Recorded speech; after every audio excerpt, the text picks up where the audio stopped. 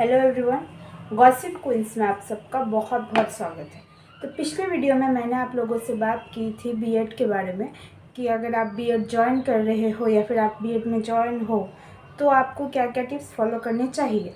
तो मैंने सोचा कि आज हम फिर से उस चीज़ को लेकर डिस्कस करेंगे। तो आज मैं आपको जो बताने वाली हूँ वो है कि अगर आप बीएड में हो तो आपको क्या क्या ले जाना चाहिए कॉलेज में। और हम सब चाहते हैं ना कि हमारे एग्ज़ाम्स में बहुत अच्छे मार्क्स आए। ऑब्वियसली हम इतना मेहनत कर रहे हैं, इतना पढ़ाई करेंगे तो ऑब्वियसली हम चाहेंगे कि हमें बहुत अच्छे मार्क्स मिले। तो मैं आज आपको बताऊंगी कि आप अगर बीएड में हो तो आपको कैसे आंसर्स करना चाहिए ताकि आपके मार्क्स भी बहुत अच्छे आए। ठीक है, तो हम इस बात को डिस्कस करेंगे। फर्स्ट ऑफ ऑल मैं जो कह रही हूँ कि अगर आप बीएड में हो तो आप एक कॉपी ज़रूर कैरी करना हर रोज़। ठीक है, एक कॉपी और एक पेन ज़रूर कैरी करना है आपको हर रोज़, क्योंकि हम उस फेज़ में आ चुके हैं ना, अभी कॉलेज आ गए, कॉलेज कर लिया एंड ऑल। तो अभी ऐसा कैरी वैरी करना अच्छा नहीं लगता, बैग्स वगैरह, books and copies and all. और आजकल फ़ोन का ज़माना है, हम पिक्चर्स खींच सकते हैं, वीडियो कर सकते हैं क्लासेस के, which obviously you can do. और पिक्चर्स भी आप क्लासेस के ले सकते हो। मगर आप अगर कोई कॉपी कैरी करोगे और पेन कैरी करोगे, I think that will be more authentic, अच्छा रहेगा। क्लासेस में होमवर्क्स वगैरह, असाइनमेंट वगैरह आप लोग लिख सकते हो। यू कैन राइट दम, जॉट दम डाउन, और इम्पॉर्टेंट पॉइंट्स भी आप लिख सकते हो। तो I think this is very important, आप ये कैरी करना ज़रूर। और इतनी गर्मी हो रही है, जो स्टूडेंट्स अभी कॉलेज जा रहे हैं, स्कूल जा रहे हैं, आई वुड रियली रिकमेंड कि आप एक वाटर बॉटल ज़रूर कैरी करना। ये मैं वीडियो बना रही हूँ, मैंने भी एक वाटर बॉटल रखा हुआ है अपने साथ, बिकॉज अभी इतनी गर्मी चल रही है ना चारों ओर। अगर आप पानी नहीं पियोगे यू विल गेट डिहाइड्रेटेड और तबीयत ख़राब हो सकता है। और तो आप पानी ज़रूर कैरी कीजिएगा। ठीक है, कॉलेज में पानी की व्यवस्था भी होती है, तो आप बोतल कैरी करोगे, it's very nice for you. उससे रिफ़िल कर करके पानी पी सकते हो, स्टे हाइड्रेटेड।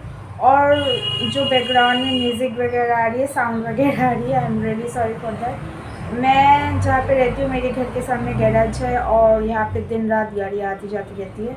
हाँ, मैं ये वीडियो रात को बना सकती थी, आधी रात को, तब भी गाड़ी आती है। This place is never that silent. तो लेट्स मूव ऑन।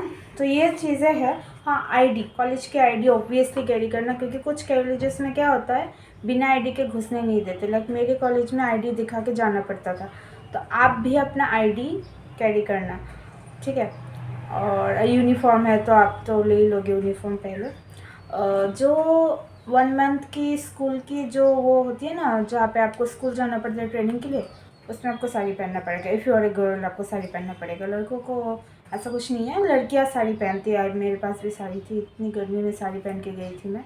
तो दिस आर द थिंग्स जो आपको कैरी करनी है। एक कॉपी तो कैरी करनी ही है, पेन कैरी करना है, वाटर बॉटल भी आप कैरी कर सकते हो। नाउ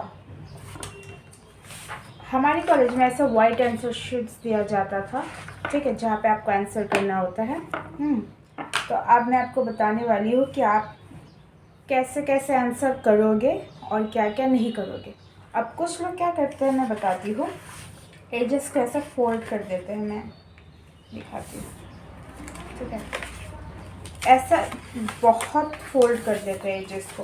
ठीक है, ऐसा करके ऊपर से नीचे से पेज को फोल्ड करके इतू सा जगह रखते हैं, एकदम इतू सा जगह रखते हैं।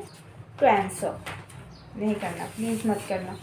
ठीक है, बिकॉज उनको लगता है कि छोटा सा जगह रखेंगे, इसमें से बड़ा बड़ा करके लिख देंगे तो बहुत सारा पेजेस होगा, बहुत सारा पेजेस होगा तो बहुत सारा मार्क्स होगा। नहीं होता है ऐसा, ऐसा बिल्कुल नहीं होता है। हाँ, अगर आप एजेस का सब फोल्ड कर सकते हैं, पर ज़्यादा नहीं, छोटा करके ऐसे करके फोल्ड कर दीजिएगा। ठीक है, ऐसे करके फोल्ड कर लीजिए। और इस साइड में भी ऐसे, मतलब ऐसे करके फोल्ड कर लीजिएगा, वही एनफ होता है, इससे ज़्यादा नहीं चाहिए होता है। ठीक है, ऐसे करके आप दे देना।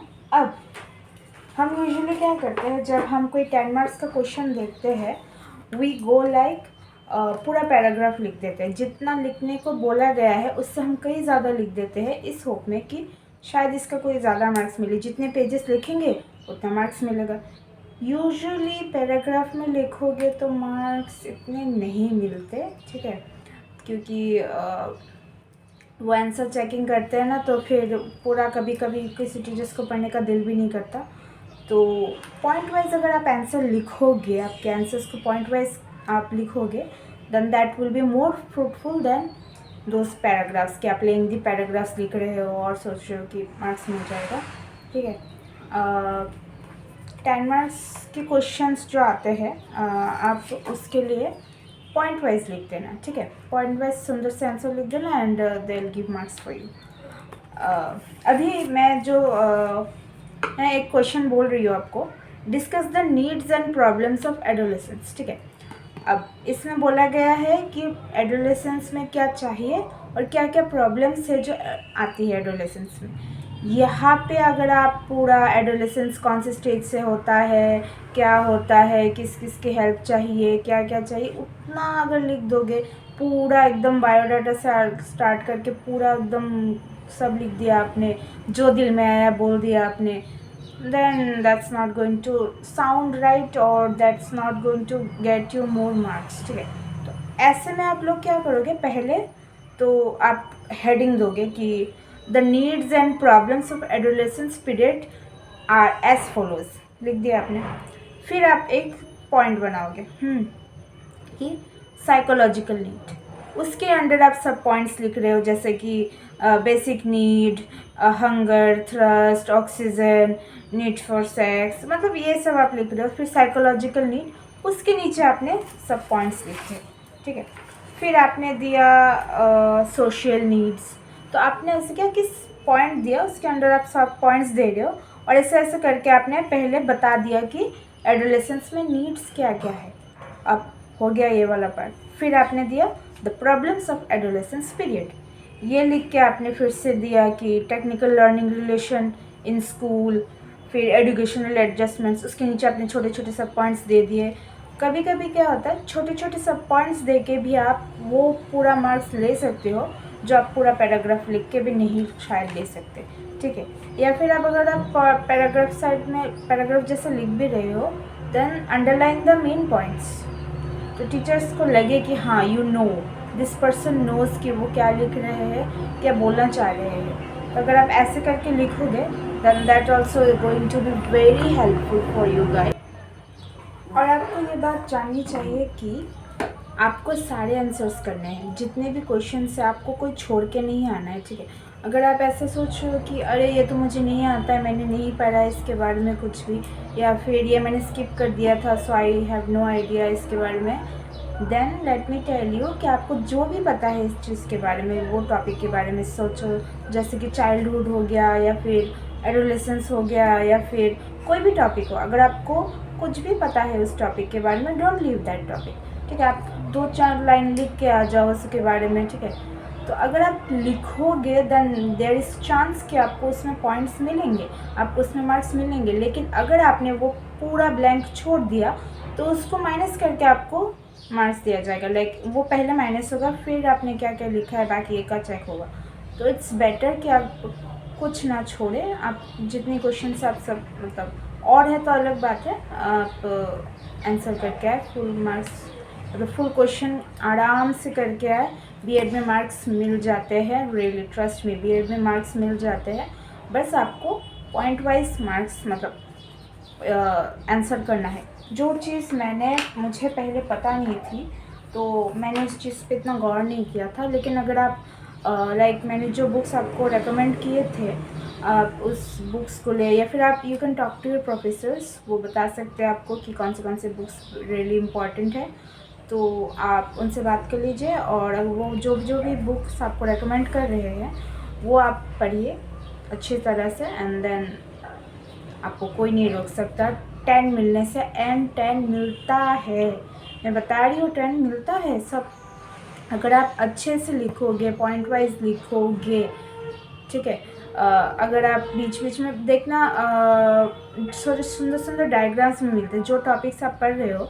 अगर आप गूगल में जाके देखोगे तो उसके छोटे छोटे डायग्राम्स ही मिल रहे हैं। तो अगर आप डायग्राम्स भी ऐड कर दो अपने आंसर्स को, बेसिकली अपने आंसर को सुंदर से सजा के देना, पॉइंट्स में डाल के देना, ताकि आंसर चेक करने में हेल्प हो जाए।